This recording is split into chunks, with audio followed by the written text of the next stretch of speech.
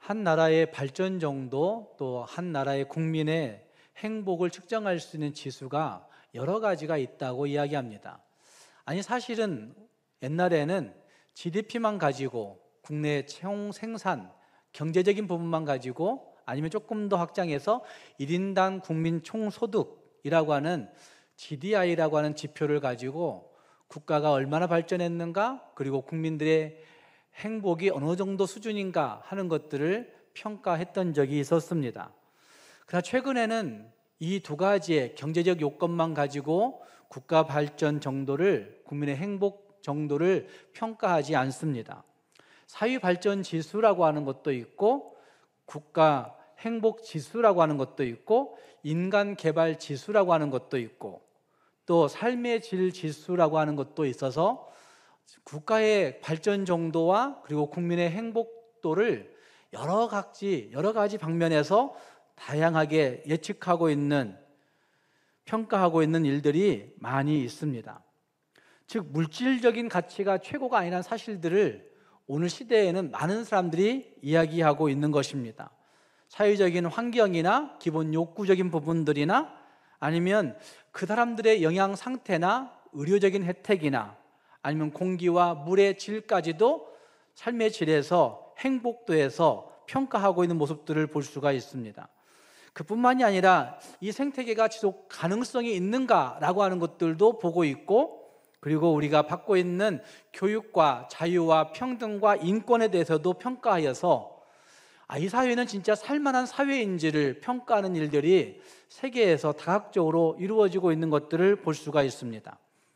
우리나라는 GDP로 평가할 때는 세계 146개국 아니면 147개국의 나라 가운데 지금 12위권에 들어와 있다고 이야기합니다. 작년 평가가 그렇습니다.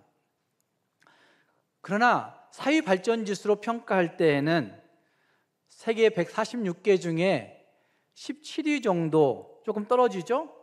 그런데 또 한 가지, 사회는 이렇게 발전했지만 OECD에서 평가하고 있는 삶의 질이라고 하는 걸 평가할 때 삶의 질 지수에서는 OECD 국가가 38개 국가 가운데 우리나라는 29위를 하고 있는 모습을 볼 수가 있습니다.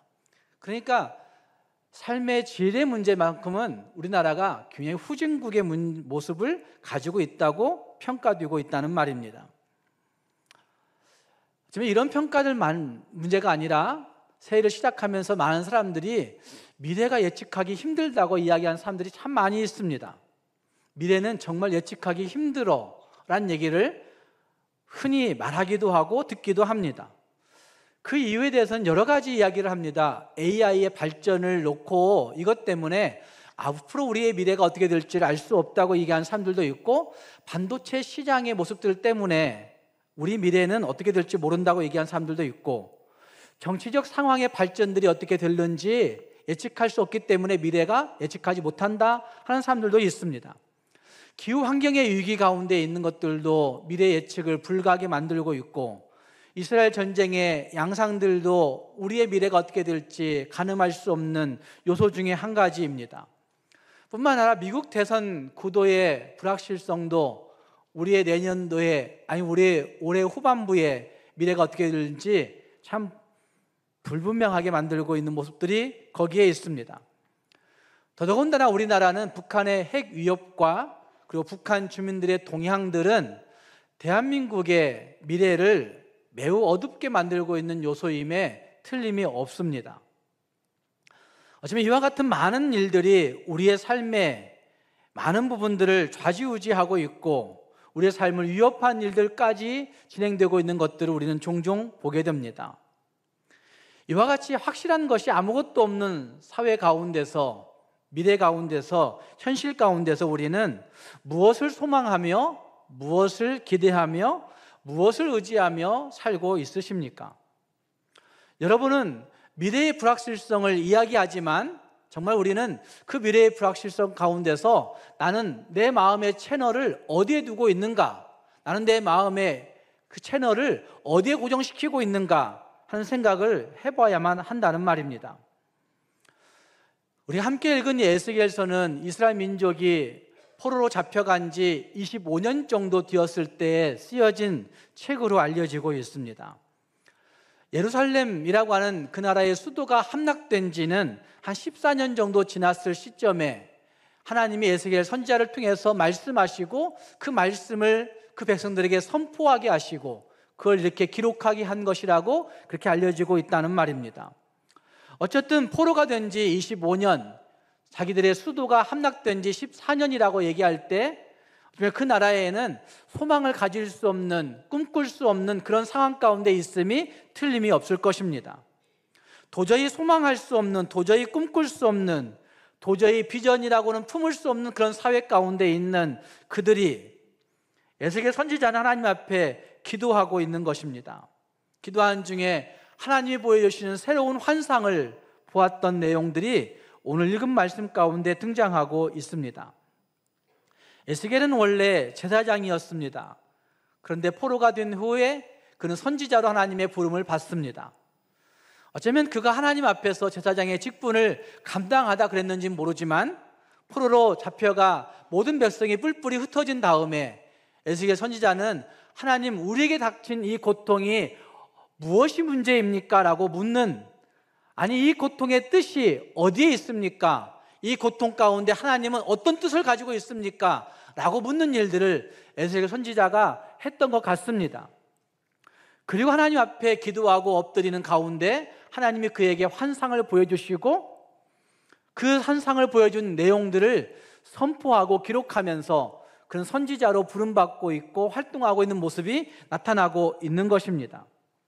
환상으로 보여준 부분들이 많이 있기 때문에 에스겔서를 우리는 구약성경의 묵시문학이라고 그렇게 일컫기도 합니다. 어쨌든 그 환상의 마지막 부분에서 하나님은 그의 성전에서 흘러나와 온 땅을 새롭게 하는, 회복시키시는, 결실하게 하시는 그 놀라운 깊은 강의 환상을 그에게 보여주시고 말씀하고 있는 것을 볼 수가 있습니다. 오늘 우리는 혼돈과 공허의 시대를 살고 있습니다. 혼돈과 공허로 가득 찬 시대 가운데서 과연 나는 무엇을 소망해야 될 것인가 하는 것들을 다시 한번 기억해 보아야 되는데, 오늘 말씀을 통해서 하나님이 우리에게 원하시는 그 소망, 하나님이 우리에게 갖게 하시는 그 기대, 하나님이 우리에게 품게 하시는 그 뜻을 다시 한번 발견하면서 하나님의 보좌를 통해서 흘러나오는, 흐르고 있는 그 강물, 은혜의 강물이 있음을 발견하고 그 흐르는 강물에 소망이 있다고 자신 있게 고백하고 선포할 수 있는 저와 여러분이 될 수 있기를 주님의 이름으로 축복합니다. 먼저 함께 읽은 말씀 가운데 등장하고 있는 흐르는 강물에 그들의 소망이 있습니다. 그리고 그 흐르는 강물은 예수 그리스도이심을 오늘 본문이 우리에게 분명하게 말씀하고 있습니다. 함께 읽은 말씀 1절 말씀에 이런 말씀이 등장하고 있습니다. 1절 말씀에 그가 나를 데리고 성전문에 이르시니 성전의 앞면이 동쪽을 향하였는데 그 문지방 밑에서 무엇이 나옵니까?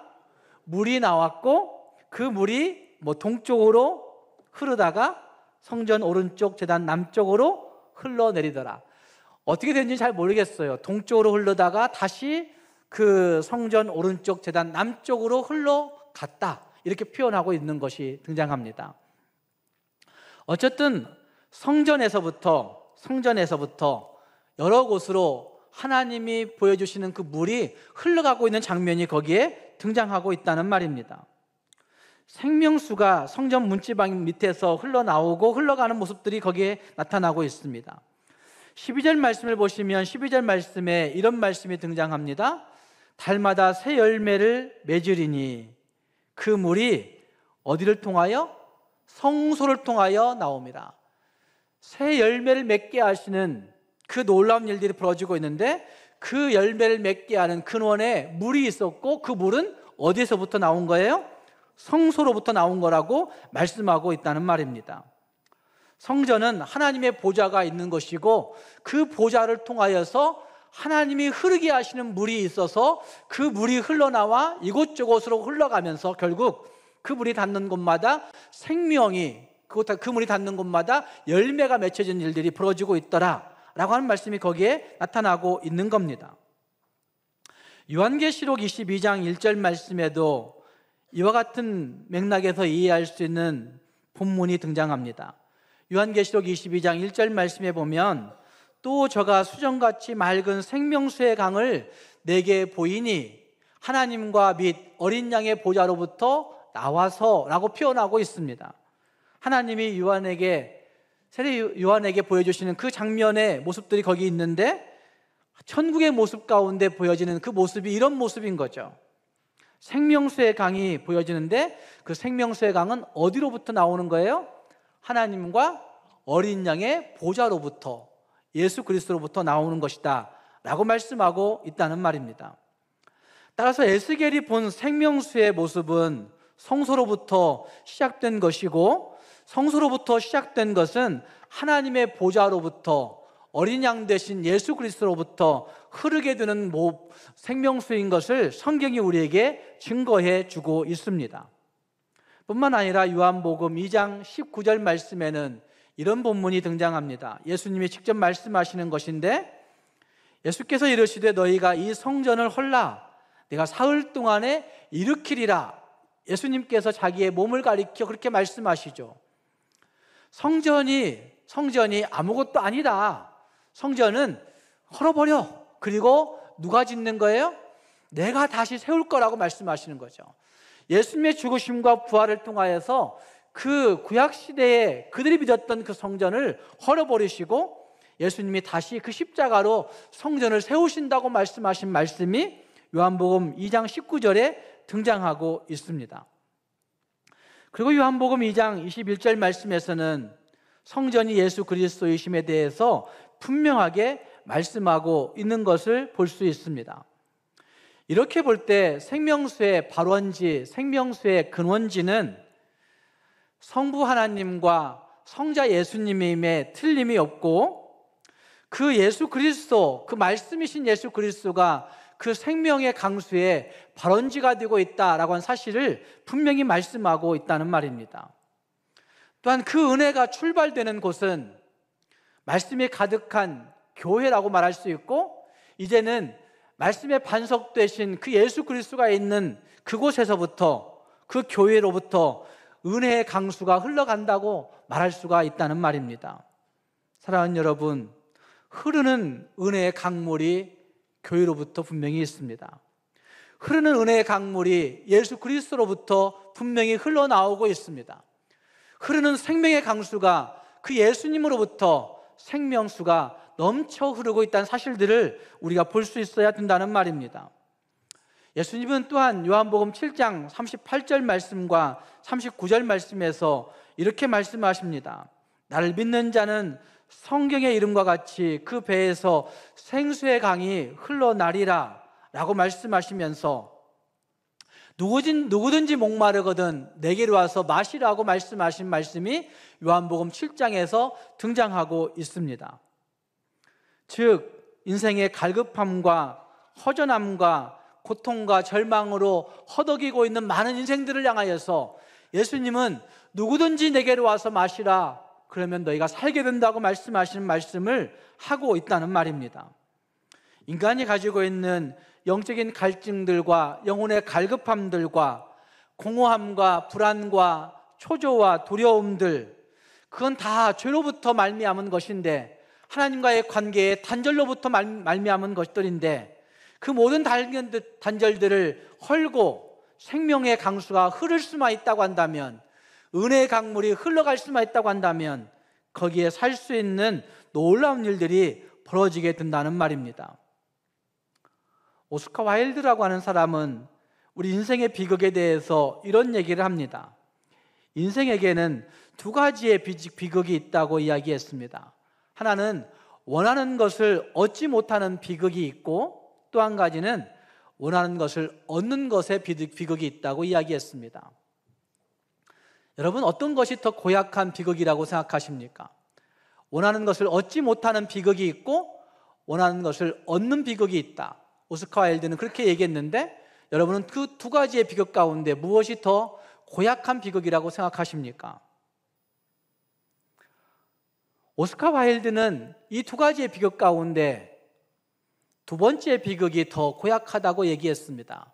원하는 것을 얻는 비극이 더 고약하다고 이야기했습니다. 왜냐하면 원하는 것을 손에 넣고 나면 대개는 그것 때문에 실망하고 허전함을 느끼기 때문에 원하는 것을 얻는 비극이 더 큰 거라고 그렇게 이야기하고 있습니다. 아무리 원하는 것을 얻었다 할지라도 그것 안에 참된 만족이 없다는 사실을 이야기해주고 있는 겁니다. 인생에게는 살면 살수록 그래서 비극의 연속이라고 이야기할 수 있는 일들이 벌어지고 마는 것이죠. 그러나 그 비극적인 인생 가운데서 예수 그리스도를 만날 수만 있다고 한다면, 내게도 흐르는 은혜의 강물이 있다는 사실을 발견할 수만 있다고 한다면 우리는 진정한 만족을 얻을 수 있고 진정한 구원의 평화를 누릴 수 있게 된다는 말입니다. 사랑하는 성도 여러분, 우리 안에, 우리 옆에 흐르는 은혜의 강물이 있습니다. 흐르는 은혜의 생명의 강수가 있습니다. 우리 모두가 그 예수 그리스도를 통해서 흘러가고 있는 은혜의 강물을 확신하면서 예수 그리스도의 그 강물을 마음껏 마시며 살아갈 수 있는 우리 모두가 될 수 있기를 주님의 이름으로 축복합니다. 함께 읽은 말씀 통해서 두 번째는 그 생명수가 흘러가는 곳마다 소성하고 번성하고 사는 일들이 벌어지고 있음을 볼 수가 있습니다. 함께 읽은 말씀 6절 말씀에 이렇게 말씀하는 부분이 있습니다. 6절 말씀은 이렇게 시작합니다. 그가 내게 이르시되 인자야 네가 이것을 보았느냐 라고 묻습니다. 이 말씀은 에스겔 선지자가 정말 말로 할 수 없는 고통 가운데 기도하고 있을 때 하나님이 그에게 불러주시고 말씀하시는 장면들을 이렇게 소개하고 있는 것이죠. 물론 5절 말씀까지 해서 흐르는 강물의 이야기를 이미 소개받았습니다. 그리고 그것이 무릎을 적시고 그리고 허리에 타고 그리고 헤엄치고 다닐 수밖에 없는 그런 흐르는 강물에도 단계가 있음을 표현하는 모습이 거기에 있습니다. 그 일 있고 난 다음에 하나님의 사자가 다시 에스겔에게 묻고 있는 겁니다. 인자야 네가 이것을 보았느냐, 보고 있느냐 묻고 있는 거죠. 흐르는 강물이 닿는 곳에 일어나고 있는 변화를 보고 있느냐, 흐르는 강물이 닿는 곳에 일어나고 있는 현상을 보고 있느냐, 이런 질문을 하고 있는 것이라 말할 수가 있습니다. 강물이 흘러가는 곳에 어떤 일들이 벌어지는 것인가 라고 하는 호기심을 가지고 그걸 바라보고 있는 에스겔 선지자가 7절 말씀에는 이렇게 말씀하지 않습니까? 7절 말씀에 내가 돌아가 보니 강 좌우편에 무엇이? 나무가 심이 많더라. 흐르는 강물이 닿는 곳에 그 강 좌우편에 나무가 심이 많더라, 이렇게 말씀하고 있는 장면이 등장하고 있는 거죠. 강이 닿는 그 주변으로 아름드리 나무들이 줄지어서 숲을 이루고 있는 모습, 그것을 소개하고 있는 겁니다. 그리고 8절 말씀에서는 물이 동쪽으로 향하여 흘러내려가 바다에 이르니 흘러내리는 물로 그 바다의 물이 어떻게 됩니까? 되살아나리라 라고 말씀하고 있습니다. 성전에서부터 흘러나오는 그 물을 통하여 되살아나리라 라고 하는 말씀이 등장하고 있고, 9절 말씀에서는 보십시오, 이 강물이 이르는 곳마다 번성하는 모든 생물이 어떻게 해요? 살고 또 고기가 심이 많으리니 이 물이 흘러 들어가므로 바닷물이 되살아나겠고 이 강이 이르는 각처의 모든 것이 어떻게 돼요? 살 것이라고 말씀하신 말씀이 등장하고 있는 겁니다. 살고 되살아나고 또 되살아나고 이렇게 말씀하는 말씀이 나타나고 있습니다. 심이 많더라 라고 하는 말씀이 반복되어 등장하고 있는 겁니다. 되살아난다 라고 하는 이 표현은 옛날에는 소성함을 얻었다라는 표현으로 번역했던 구절입니다. 이 말의 뜻은 건강하게 만들다, 치유하다, 이런 뜻을 갖고 있는 단어입니다. 그런데 이 히브리어로 쓰여진 구절을 읽어보면 콜 레페시 하이야 이렇게 쓰여지고 있는데 거기에 강조점은 하이야에 있습니다. 하이야. 생명이 강조되어 있는 것입니다. 생명이 닿아지자 사해 같은 죽음의 바다가 어떻게 됩니까? 되살아나는 겁니다. 생명이 약동하게 되는 겁니다. 죽었던 것들이 살아나는 것입니다.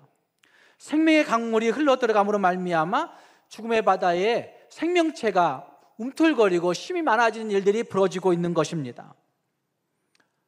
이것은 주님을 떠난 인생들이 살 수 없듯이 주님을 만나면 생명이 회복되어지고 생명이 살 수 있다고 하는 사실을 분명하게 보여주고 있는 것입니다. 우리를 괴롭히는 많은 질병들이 있습니다. 연말을 지나가면서 제 주변에 참 많은 일들이 벌어집니다. 어떤 친구는 목회를 그만두는 친구도 있고, 어떤 친구는 한국 목회 잘 접고 스웨덴으로 목회 떠나는 친구도 있고, 또 어떤 친구는 갑자기 한 10여 년 목회했던 교회에서 그 목회를 그만두고 어떤 길을 걸어가는지 아직 연락 못 해본 친구도 있고, 어떤 친구는 사모가 암 걸려서 절망 가운데 있는 친구도 있고. 근데 암 걸린 그 친구, 사모가 암 걸린 친구가 너무 절망스러웠다는 거죠. 쭉 처음에 자기가 말로 발 고백 못하니까 저한테 카톡으로 장문의 문장을 보내왔어요. 너무 절망스럽다는 거죠. 그런데 최근에 다시 한 2주, 3주 정도 지난 다음에 다시 제가 이번 주에 통화했는데 찬송하면서 기뻐하고 있어요. 되세요? 찬송하며 기뻐하고 있어요. 주님을 떠나면 우리는 절망할 수밖에 없는 일들이 너무나 많이 있지만, 주님을 만나고 보면 기뻐 찬송할 수 있는, 어떤 환경에서든지 찬송할 수 있고 기뻐할 수 있고 소망을 볼 수 있는 삶이 있다고 하는 사실을 우리는 믿음의 삶 가운데서 분명히 체득할 수가 있습니다. 영국 웨일즈에 부흥을 일으켰던 찬송이 있습니다. 영국 웨일즈에서 정말 놀라운 부흥이 시작되었는데, 그 부흥 운동이 일어났던 그때에 사람들이 이 찬송 불렀다고 하는 겁니다. 바다 같은 주의 사랑 내 마음속에 넘치네. 생명의 주를 위해 보혈을 흘려주셨네. 영원하신 주의 사랑 어찌 우리 잊으리. 생명 주신 주님만을 영원히 찬양하리. 주 못 박힌 언덕 위에 생명의 문 열렸네. 깊고 넓은 은혜의 샘 강과 같이 흐르고, 하나님의 자비하심 이 땅 위에 넘치네. 평강의 왕 주님 예수 세상 죄 구속했네.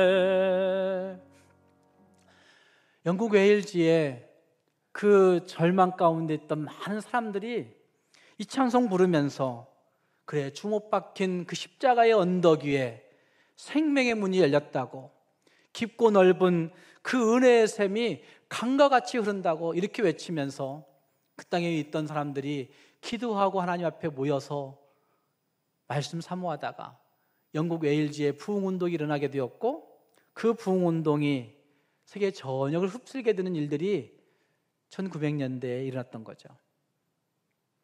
사랑하는 여러분, 주님 떠나서는 살 수가 없는 겁니다. 세상의 지식으로, 물질로, 권세로 우리의 생명을 살려줄 수가 없습니다. 하나님의 생기가 있어야, 하나님의 생명이 들어가야 우리는 비로소 생명체가 될 수가 있는 것이고 생명의 호흡을 가지고 살 수가 있는 것입니다. 함께 읽은 말씀 9절 말씀, 10절 말씀에 번성하는 모든 생물이 살고 또 고기가 힘이 많으리니 물이 흘러 들어가므로 그곳에 살아나겠고 모든 것이 산다고 말씀하신 그 말씀처럼 우리 모두도 하나님 앞에서 이와 같이 살 수 있는 우리 모두가 될 수 있기를 주님의 이름으로 축복합니다. 거기서 끝나지 않습니다. 12절 말씀에는 그런 말씀이 있습니다. 12절 말씀 같이 읽어보겠습니다. 강 좌우가에는 각종 먹을 과실나무가 자라서 그 잎이 시들지 아니하며 열매가 끊이지 아니하고 달마다 새 열매를 맺으리니 그 물이 성소를 통하여 나옴이라. 그 열매는 먹을 만하고 그 잎사귀는 약재료가 되리라. 그 물이 닿는 곳마다 이런 일이 벌어지는 거예요. 그 물이 닿는 곳마다 시들지 아니하고 열매가 끊이지 아니하고 새 열매를 맺게 되고, 그리고 먹을 만하고 그 잎사귀는 약재료가 되는 일들이 벌어진다고 말씀하고 있는 겁니다. 거기에 그치지 아니하고 14절 말씀에도 그런 말씀이 있습니다. 그 땅이 너희의 기업이 되리라. 그 땅이 너희의 기업이 되리라 라고 말씀하신 그 말씀은 그 축복의 땅이 너희의 기업이 된다고 약속하신 약속으로 볼 수가 있습니다. 그리고 에스겔서는 마지막 48장으로 가서 여호와 산마를 외칩니다. 에스겔이 하나님이 여기 계셨군요. 지난주에 여호와께서 여기까지 우리를 도우셨다라고 하는 지명이 뭐였어요? 에벤에셀이셨는데, 에스겔 48장에 와서는 에스겔 선지자가 이 놀라운 경험을 하고 난 다음에 여호와 산마라고 외치는 장면이 거기에 등장하고 있습니다. 하나님이 여기 계시군요 라고 외치는 장면이 나타나고 있습니다. 사랑하는 여러분, 하나님이 여기 계시기만 하시면 우리에게 놀라운 삶이 벌어지는 겁니다. 살고 번성하고 되살아나고 열매 맺고 잎사귀가 시들지 아니하는 놀라운 일들이 있음을 기억하면서 흐르는 강물, 흐르는 은혜의 강물을 통하여 우리 모두가 살 수 있는, 소망 가질 수 있는 우리 모두가 될 수 있기를 주님의 이름으로 축복합니다. 마지막 한 가지 더 생각할 것은 진펄 같은 심령, 개펄 같은 심령은 안 된다는 사실을 오늘 말씀이 우리에게 말합니다. 생명수가 흘러가는 곳마다 다시 사는 일들이, 번성하게 되는 일들이 벌어졌는데 진펄과 개펄은 그렇지 못하다고 한 사실이 11절 말씀에서 말합니다. 그 진펄과 개펄은 되살아나지 못하고 소금 땅이 될 것이며. 여러분, 우리나라의 갯벌은 생명의 땅이라고 사람들이 이야기합니다. 근데 그 갯벌도 잘 보시면 물이 제대로 밀물과 썰물을 작용하고 있는 그 갯벌이 생명의 땅인 겁니다. 갯벌의 끝자락, 그 진흙만 단단하게 남아있는 그 갯벌은, 그곳은 생명의 땅이 되지 못합니다. 그래서 그 갯벌을 막아서 간척하고 거기에 흙을 부어서 소금기를 쫙 빼버리고 난 다음에 그 땅을 다시 살 수 있는 땅으로, 무엇인가를 경작할 수 있는 땅으로 만들어가는 일들도 요즘 벌어지고 있는 것들 아닙니까? 생명수가 흐름이 끝나버리면 그 땅, 그 진벌과 갯벌은 되살아나지 못합니다. 소금기만 많은 땅 되어서 생명체가 살 수 없는 땅이 된다는 말입니다. 오늘 우리의 심령은 혹시 진벌, 갯벌이 아닌지 생각해 볼 수 있기를 바랍니다. 말씀을 받아들이고 은혜 안에 거하고 은혜의 강물이 내게 계속해서 들어오고 다시 나가고 생명이 움직이고 있다고 한다면 우리는 하나님 앞에서 생명을 잉태해낼 수 있는, 생명을 나눠줄 수 있는, 생명을 전파할 수 있는 하나님의 생명체가 될 수 있지만, 더 이상의 은혜의 강수가 내게 들어오지 아니하고 말씀의 강물이 내게 들어오지 아니하고 말씀의 영향력이 끊겨버리게 된다고 한다면 우리는 여기 11절이 말하고 있는 진벌, 갯벌과 같은 심령이 되고 만다는 말입니다. 많은 사람들이 신앙생활 가운데 이런 지대에 사는 사람들도 너무나 많이 있습니다. 죽음의 땅이 되어버린 채 그냥 형식만 남아있는, 그것 붙은겨 알고 안고 그것이 전부인 양 살아가는 일들이 너무나 많습니다. 그러나 그것은 하나님의 생명이 아닙니다. 형식, 전통, 경험, 내 직분, 그건 생명이 아닙니다. 직분을 가지고 하나님의 말씀 앞에서 열심히 잘 움직이고 있다고 한다면, 내게 생명이 들어오고 생명이 전달되고 있다고 한다면, 내 손이 닿는 곳마다, 내 발이 닿는 곳마다 생명의 약동성이 전파되고 있다고 한다면 그 직분은 고귀한 직분이 될 수 있지만, 내 손이 닿는 곳마다 생명이 약동하지 못하고 생명이 실망하고 좌절하고 사람들의 영혼 가운데 불평과 원망을 심어내고 있다고 한다면 그 영혼은, 그 직분은 쓸모없는 직분, 형식만 남아있는 화 있을진저라고 외치는 직분이 되고 만다는 말입니다. 사랑하는 여러분, 우리는 어떤 심령의 사람들인지 생각해 볼 수 있기를 바랍니다. 진펄과 개펄 같은 심령으로 아직도 살고 있는 건 아닌가, 우리 자신들을 물어볼 수 있기를 바랍니다. 영 회복이 불가능한 그런 심령이 되어서는 안 된다는 말입니다. 영적인 부분에도 역류가 있는 것 같습니다.